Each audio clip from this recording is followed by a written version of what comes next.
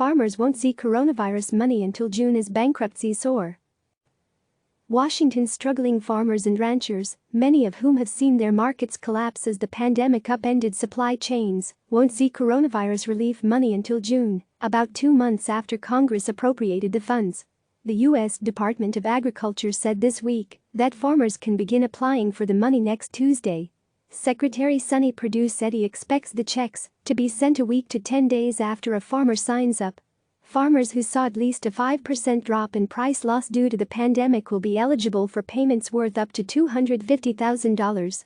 As demand from restaurants and schools disappeared, farmers have already had to dump milk, euthanize hogs and destroy fresh produce as suppliers try to reconfigure the supply chain and get more food to grocery stores and food banks. This aid can't arrive soon enough as many farmers file for bankruptcy, facing unprecedented losses, said American Farm Bureau Federation President Zippy Duvall in a statement. Rising bankruptcies. Farm bankruptcies are up 23% over the past year and are likely to keep rising because of the pandemic, according to the group. Farmers were already suffering before the coronavirus outbreak. They became a specific target of President Donald Trump's trade war with China, which has been ongoing for 2 years. The Trump administration gave $28 billion in direct payments to farmers hurt by China's tariffs, but it didn't make them whole. New agricultural purchase commitments made by Beijing in February in a preliminary trade deal have mostly failed to come to fruition as the pandemic slowed global trade.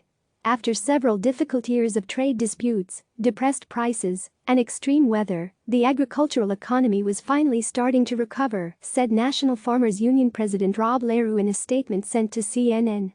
But he added that now it's clear that this is going to be yet another bad year for family farmers and ranchers.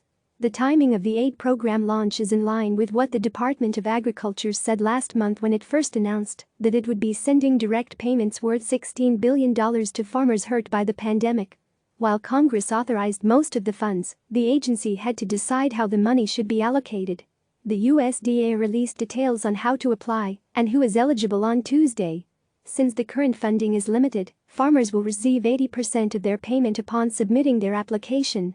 The rest will be paid at a later date if funds remain available. The package includes money for dairy farmers, some fruit, vegetable and nut growers, and farmers of crops like soybeans and corn, as well as cattle, hog and sheep ranchers. But according to the National Farmers Union, it excludes poultry farmers and contract pork producers who raise hogs for other farmers. Meanwhile, both of those groups have struggled financially as production plants have shut down for safety reasons.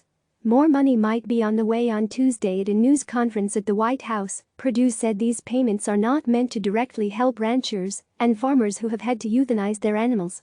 He said that separate money would be coming to address those issues at a later time. Many in the industry are already saying that more money will be needed. The financial impact has already hit farm families, and the forecast is dismal for June, July, and August with estimated milk prices hitting historic lows. It could well extend into the fall, Vermont Secretary of Agriculture, Food, and Markets Anson Tebbett said at a news conference with Governor Phil Scott on Wednesday. Last week, the USDA started spending $3 billion that Congress had authorized for purchasing surplus food and sending it to food banks across the country.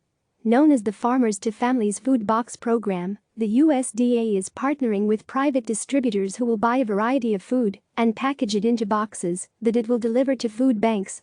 It will spend $100 million a month on fruits and vegetables, $100 million on dairy products, and $100 million on meat products. Click subscribe to receive the latest news.